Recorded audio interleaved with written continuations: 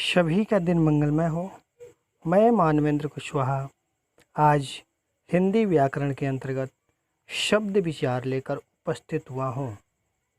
आज हम शब्द विचार के अंतर्गत शब्द के विभिन्न रूपों का अध्ययन करेंगे। शब्द विचार, इसके अंतर्गत शब्द की परिभाषा और इसके विभिन्न भागों का अध्ययन करेंगे। अर्थात शब्द की परिभाषा जो होगी वह और इसके विभिन्न भाग क्या क्या हैं, इसके अंतर्गत हम अध्ययन करेंगे। अब देखेंगे शब्द की परिभाषा। शब्द की परिभाषा में वर्णों के सार्थक समूह को शब्द कहते हैं। वर्णों के सार्थक समूह को शब्द कहते हैं, अथवा दूसरे तरीके से हम इसको परिभाषित कर सकते हैं, वो दो या दो से अधिक वर्णों के सार्थक मेल को शब्द कहते हैं। दो या दो से अधिक वर्णों के सार्थक मेल को शब्द कहते हैं। शब्द के प्रकार। शब्द के प्रकार अभी भाग इसके बाद है। अभी हम फिलहाल शब्द के प्रकार देख रहे हैं। शब्द के दो प्रकार हैं, पहला है सार्थक और दूसरा है निरर्थक। सार्थक और निरर्थक। सार्थक शब्द को देखेंगे हम, वे शब्द जिनका कुछ न कुछ अर्थ निकले उन्हें सार्थक शब्द कहते हैं। वे शब्द जिनका कुछ न कुछ अर्थ निकले उन्हें सार्थक शब्द कहते हैं। उदाहरण के रूप में देखेंगे, पानी, जहाज, आम, अमरूद, खाना, जाना, पढ़ना, लिखना। इन सभी के द्वारा कुछ अर्थ बोध होता है जिसे हम सामान्यतः जानते हैं। अर्थात कुछ अर्थ जब ग्रहण कर लिया जाए, जिसका कुछ पता चले कि इनके द्वारा क्या होता है, तो उसे हम सार्थक शब्द कहते हैं। अब देखते हैं निरर्थक शब्द। वे शब्द जिनका कुछ भी अर्थ न निकले, वे शब्द जिनका कुछ भी अर्थ नहीं निकले उन्हें निरर्थक शब्द कहते हैं। उदाहरण से स्पष्ट हो जाएगा। उदाहरण में देखेंगे, ये खाना हमने जो लिया है, खाना सार्थक है। इसके साथ जो ओना शब्द है, खाना के साथ जो ओना हमारा शब्द है, ये निरर्थक शब्द है। ये निरर्थक शब्द है। किसी वस्तु के गिरने की आवाज़ जो करती है, अब वस्तु तो गिरा, आवाज़ हुई खट, लेकिन ये नहीं पता चला कौन सी वस्तु गिरी, इसलिए यह निरर्थक की श्रेणी में चला गया। पहनना हमारा सार्थक है, इसके साथ हम बोल देते हैं पहनना, ओहनना, तो ओहनना क्या हो गया? निरर्थक हो गया। लिखना, उखना, लिखना हमारा सार्थक, उखना क्या हो गया? निरर्थक हो गया। इस प्रकार के निरर्थक शब्द हम प्रतिदिन बोलते हैं। अब देखेंगे शब्द के भेद। शब्द के भेद में शब्द के निम्नलिखित भेद हैं। पहला, स्रोत, उत्पत्ति एवं इतिहास के आधार पर शब्द के भेद। स्रोत, उत्पत्ति एवं इतिहास के आधार पर शब्द के भेद। पहला है, देखिए, स्रोत, उत्पत्ति एवं इतिहास के आधार पर शब्द के 5 भेद हैं। 5 भेद दिया गया है। तत्सम, तद्भव, देशज, विदेशज, संकर। तत्सम, तद्भव, देशज, विदेशज, संकर।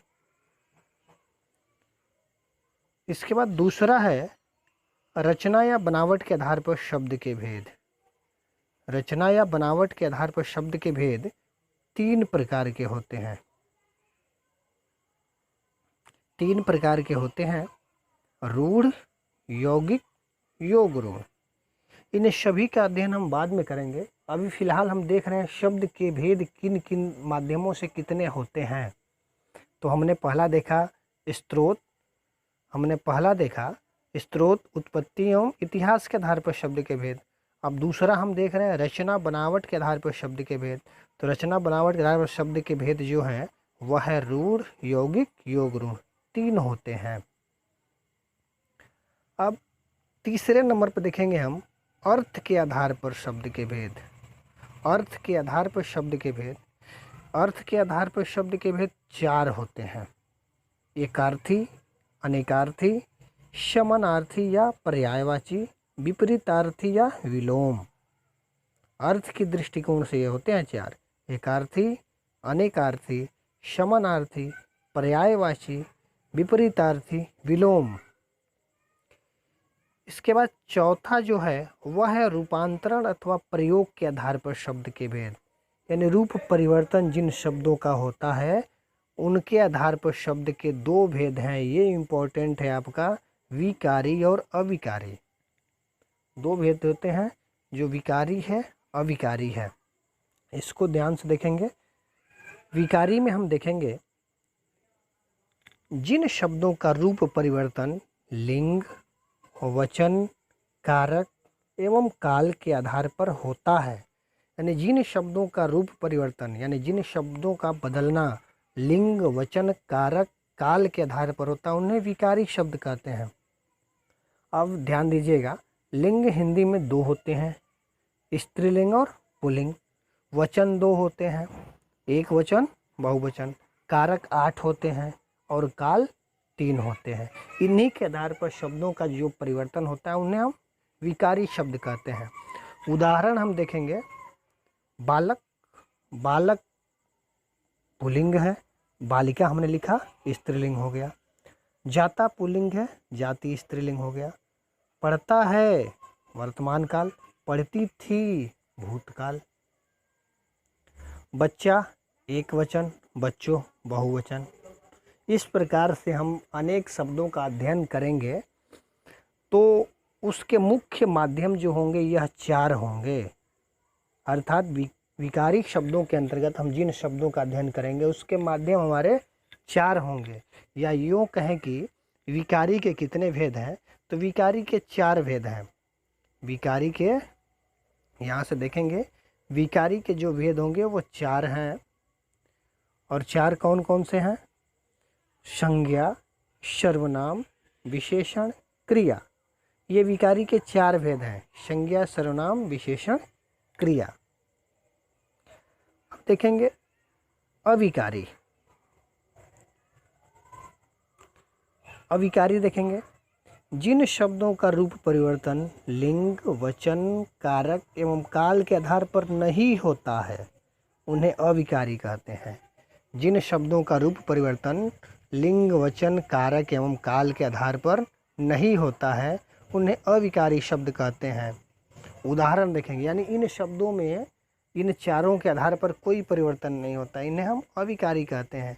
उदाहरण में ये देखिए, किंतु, परंतु, जबकि, क्योंकि, लेकिन, जहाँ, तहाँ इत्यादि। यानी किंतु, परंतु, जबकि, क्योंकि, लेकिन, जहाँ, तहाँ, इसके शब्दों में कोई परिवर्तन नहीं होता है। ये वाक्य में ज्यों के त्यों स्थिर हो जाते हैं। इन्हें हम अविकारी शब्द कहते हैं। अब अविकारी शब्दों के अध्ययन के लिए भी चार माध्यम हैं, या ये कहें कि अविकारी शब्दों के चार भेद हैं। अविकारी के भी चार भेद हैं: क्रिया विशेषण, समुच्चय बोधक, संबंध बोधक, विस्मयादि बोधक।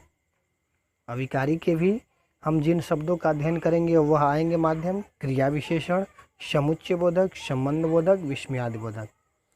भैया बहनों, आपने अभी विकारी और विकारी देखा, विकारी के चार, अविकारी के चार।